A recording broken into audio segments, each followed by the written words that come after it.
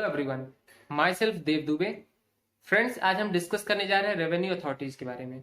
हम समझेंगे revenue authorities क्या होती है, जिन्हें हम रेवेन्यू एडमिनिस्ट्रेशन भी कहते हैं। तो सबसे पहले हम देखेंगे रेवेन्यू कोड क्या है, और दूसरा जो रेवेन्यू ऑफिसर्स है वो क्या है। रेवेन्यू ऑफिसर्स कौन होते हैं, रेवेन्यू कोड क्या होता है, क्योंकि revenue code plus revenue officer मिलाकर ही बनता है रेवेन्यू अथॉरिटीज़। तो सबसे पहले हम देखते हैं यूपी रेवेन्यू कोड 2006 क्या डिफाइन करता है रेवेन्यू कोड के बारे में। According to UP revenue code 2006, revenue code का डेफिनेशन दिया गया है सेक्शन 4 सब सेक्शन 16 में, और उसके अकॉर्डिंग जो डेफिनेशन है उसमें ये कहा गया रेवेन्यू कोड का मतलब होगा द बोर्ड ऑफ रेवेन्यू, यानी एक बोर्ड बनाई गई है रेवेन्यू के लिए सेक्शन 7 के अंतर्गत, वो प्लस कुछ मेंबर्स की लिस्ट दी गई है, यानी बोर्ड ऑफ मेंबर्स, जो बोर्ड ऑफ रेवेन्यू है वो plus members, board of revenue plus members is equal to revenue code. तो ये कहा गया यूपी रेवेन्यू कोड में सेक्शन 4 सब सेक्शन 16 में। जो लिस्ट दी गई है मेंबर्स की कि कौन कौन से मेंबर्स होंगे रेवेन्यू कोड में और कौन कौन सी जो रेवेन्यू कोड्स होंगी। तो सबसे पहले जो मेंबर स्टार्ट होता है वो है कमिश्नर, यानी आप जानते होंगे यूपी को कुछ डिविजन्स में बांटा गया है, कुछ जोन्स में बांटा गया है, जिन्हें आप मंडल के नाम से जानते हैं। उस पर्टिकुलर मंडल में जो हेड होता है रेवेन्यू का वो कमिश्नर होता है। कमिश्नरी कोर्ट जो होगी वो सबसे सुपीरियर कोर्ट मानी जाएगी रेवेन्यू के लिए, क्योंकि आप जानते हैं रेवेन्यू कोर्ट से जो होती है रेवेन्यू कोर्ट में कोई अपील लाई नहीं करती हाई कोर्ट में, एक्सेप्ट अंडर आर्टिकल 226 कोई आप अपील नहीं कर सकते, क्योंकि रेवेन्यू कोर्ट एक हाईएस्ट कोर्ट है इन केसेस ऑफ रेवेन्यू। तो आप समझ सकते हैं कि रेवेन्यू कोर्ट एक हाईएस्ट कोर्ट है, और इसमें जो सबसे पहला जो सबसे उचली अदालत है वो है कमिश्नरी। तो जब कमिश्नरी प्लस जो बोर्ड ऑफ मेंबर्स है वो मिला के बनाएंगे आपका रेवेन्यू कोड, लेकिन सिर्फ कमिश्नरी नहीं, इसके अलावा भी 13-14 लोगों की लिस्ट है, वो भी आप सुनिए।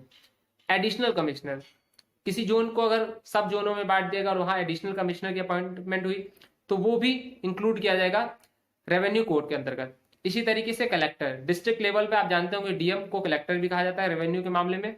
जब वो एडमिनिस्ट्रेशन देखता है वो डिस्ट्रिक्ट मजिस्ट्रेट, जब वो रेवेन्यू का मामला देखता है तो कलेक्टर। तो सबसे पहले कमिश्नर, एडिशनल कमिश्नर, कलेक्टर, फिर एडिशनल कलेक्टर। आप जान रहे हैं कि अगर कोई डिस्ट्रिक्ट बड़ा है तो वहां पर एडिशनल कलेक्टर भी अपॉइंट किया जा सकता है। इसके बाद आता है chief revenue officer. Chief revenue officers की भी अपॉइंटमेंट होती है स्टेट के द्वारा, और ये भी एक रेवेन्यू कोड का हिस्सा है। फिर आता है असिस्टेंट कलेक्टर, यानी असिस्टेंट कलेक्टर जो होते हैं वो भी रेवेन्यू कोड के अंतर्गत आते हैं।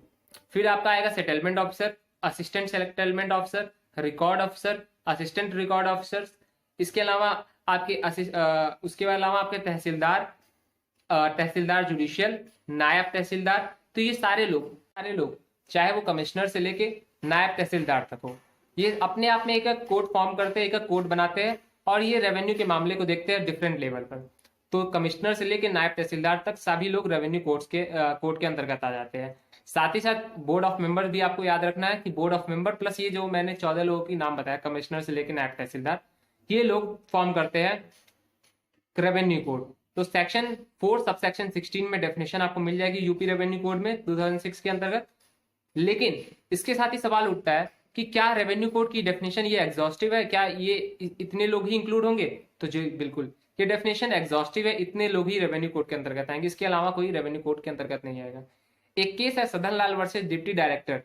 सदन Lal versus deputy director of consolidation का केस है, जिसमें आप ये जानेंगे कि इसमें इलाहाबाद हाईकोर्ट ने कहा कि जो कंसोलिडेशन कोर्ट होती है, जो चकबंदी न्यायालय होता है, वो किसी भी प्रकार से रेवेन्यू कोड के अंतर्गत नहीं आता।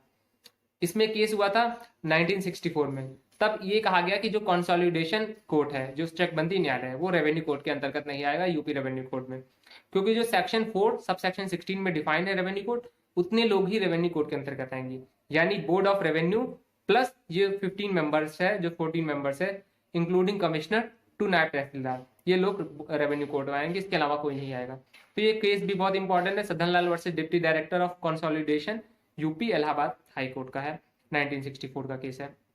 सुप्रीम कोर्ट ने ये बेसिकली कहा था, इलाहाबाद हाई कोर्ट के बाद सुप्रीम कोर्ट ने इसे अपील किया था। तो ये सारे केसेस में आप समझ सकते हैं कि रेवेन्यू कोड क्या होता है। अब हम बात करते हैं रेवेन्यू ऑफिसर्स, यानी रेवेन्यू ऑफिसर्स क्या होते हैं।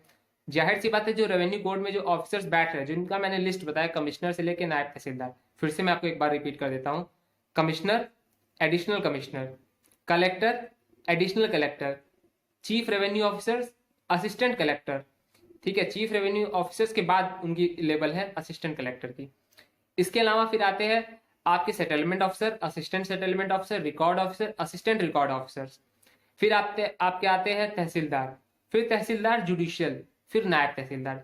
ये 3 तरह के तहसीलदार और रिकॉर्ड ऑफिसर, 2 तरह के सेटलमेंट ऑफिसर, 3 तरह के आप कलेक्टर, 2 कमिश्नर्स, और आप ये समझ पा रहे हैं एक चीफ रेवेन्यू ऑफिसर। ये जो 14 लोग की लिस्ट है, यही लोग हैं रेवेन्यू ऑफिसर्स। लेकिन रेवेन्यू ऑफिसर्स में एक नाम इंक्लूड और हो जाता है, वो है रेवेन्यू इंस्पेक्टर का। रेवेन्यू इंस्पेक्टर भी रेवेन्यू ऑफिसर्स होते हैं। तो ये टोटल 15 लोग हैं जो रेवेन्यू ऑफिसर्स के लिस्ट में आ जाते हैं। इसमें बोर्ड ऑफ रेवेन्यू जो है वो सेक्शन 7 में जो डिफाइंड है वो इंक्लूड नहीं होता, यानी रेवेन्यू ऑफिसर में सिर्फ कमिश्नर से लेकर नायब तहसीलदार प्लस रेवेन्यू इंस्पेक्टर ही रेवेन्यू ऑफिसर्स है। तो हमने समझा रेवेन्यू इंस्पेक्टर क्या होता है, रेवेन्यू कोड क्या होता है, रेवेन्यू ऑफिसर्स क्या होता है। ये 2 चीजों को हमने समझ लिया। इन दोनों में फर्क क्या है, आप फर्क देख पा रहे होंगे कि जो रेवेन्यू कोड है उसमें बोर्ड ऑफ रेवेन्यू इंक्लूड है और रेवेन्यू इंस्पेक्टर इंक्लूड नहीं है। लेकिन जो रेवेन्यू ऑफिसर्स है उसमें बोर्ड ऑफ रेवेन्यू इंक्लूड नहीं है, लेकिन रेवेन्यू इंस्पेक्टर इंक्लूडेड है। तो यही एक माइन्यूट फर्क होता है।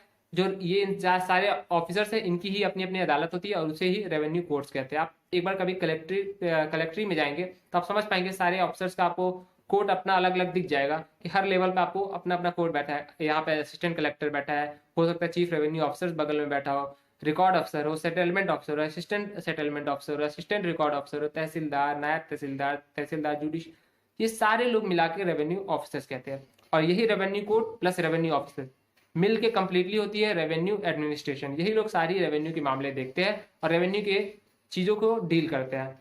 तो हम इस पूरे वीडियो में समझ पा रहे हैं रेवेन्यू एडमिनिस्ट्रेशन क्या है, रेवेन्यू अथॉरिटीज क्या है, रेवेन्यू के जो जुडिशियल कोर्ट्स है वो क्या है। इसके अलावा एक चीज और जानना इंपॉर्टेंट है, वो है सेक्शन 5 सबसेक्शन 2 सीपीसी का।